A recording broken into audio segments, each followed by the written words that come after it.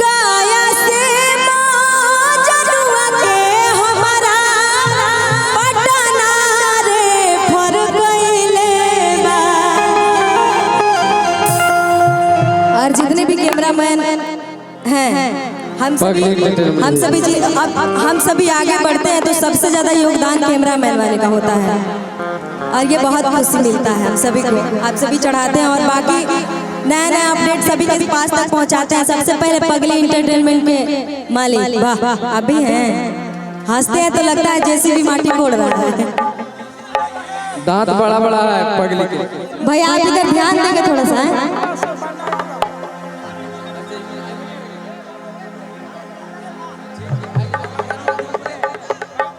और प्रकाश जी भी आ गए हैं तो उनका भी स्वागत। हम चाहेंगे म्यूजिशियन वाले भैया आप थोड़ा सा ध्यान दे दीजिए बस।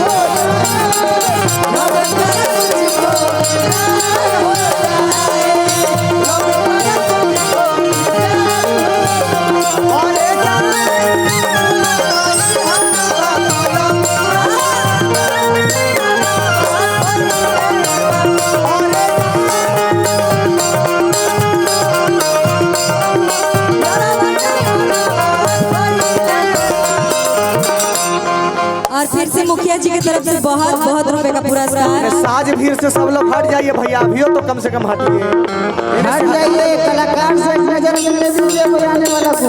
जौनाओं से ज्यादा हमारा माना तो हलाई।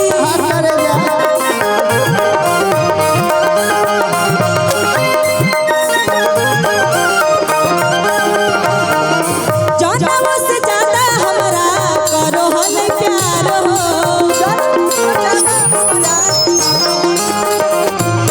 सब पूरा कल कई जब ले हाली आई कुमार हो।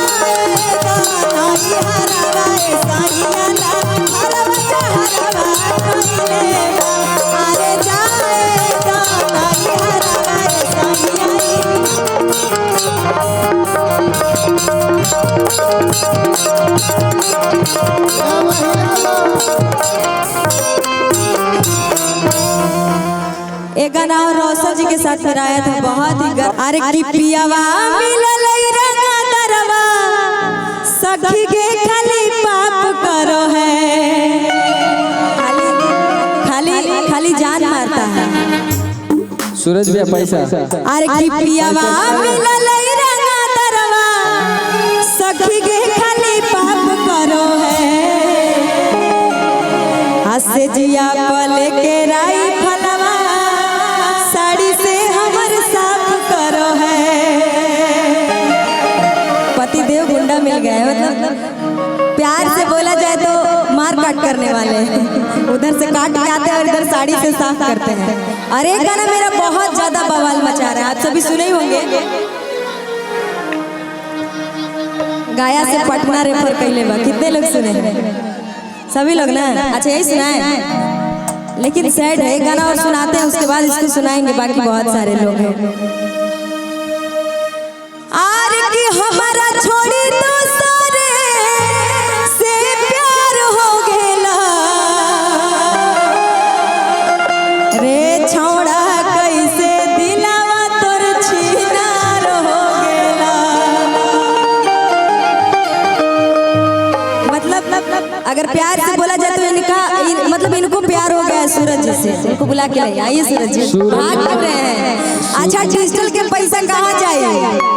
डिजिटल के पैसा कहाँ जाए? पैसा निकलिए नहीं रहा हैं?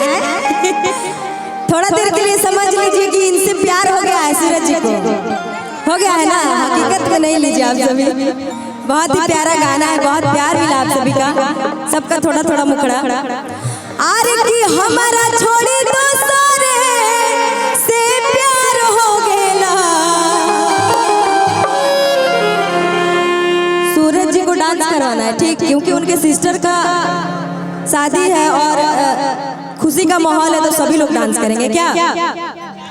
अरे की हमारा छोड़ी दूसरे से प्यार हो गेला, हमारा छोड़ी दूसरे से प्यार हो गेला रे छौड़ा कैसे दिलावा तोर छीनार हो गेला। अरे हमारा छोड़ी दूसरे से प्यार हो गेला, हमारा छोड़ी दूसरे से प्यार हो गेला रे छौड़ा कैसे दिलावा तोर छीनार। अंकल जी आ गए, अंकल जी पैसा दे रहे हैं, ले लीजिए। लेकिन हमको लगा अंकल जी आए तो बहुत सारा प्यार मिलेगा, लेकिन ये बहुत कम है। एक गाना और आया था, अपना पिया जी के पालल पोसल सुगाही आई रे, अपना पिया जी के पालल पोसल सुगाही आई रे छौड़ा लाइन मत मार शादी सुदाही आई रे। नींद आ रहा है क्या आप सभी को? थोड़ा सा इधर ध्यान दीजिए, मुझे भी पता नहीं चल रहा कहाँ कहाँ बैठे हैं।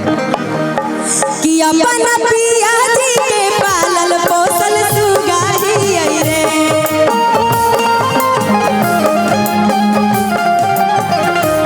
अपना पिया जी के पालल पोसल सुगाही आई रे। अच्छा आप सभी को नहीं दिख रहा होगा ना?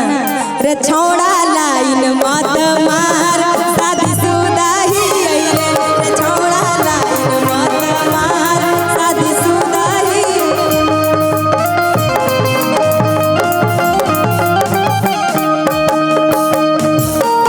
भैया रुकिए, हेलो। अरे बजावे वाला कहाँ गया हो? सब सो गए, नींद आ रहा है। वाला सब भागा ले, बताओ जल्दी आइए। 2 नंबर में गया। एक मुखड़ा और मेरे तरफ से, बाकी और सभी लोग गाएंगे। सौरभ जी गाएंगे, मेरे बाद सौरभ जी गाएंगे।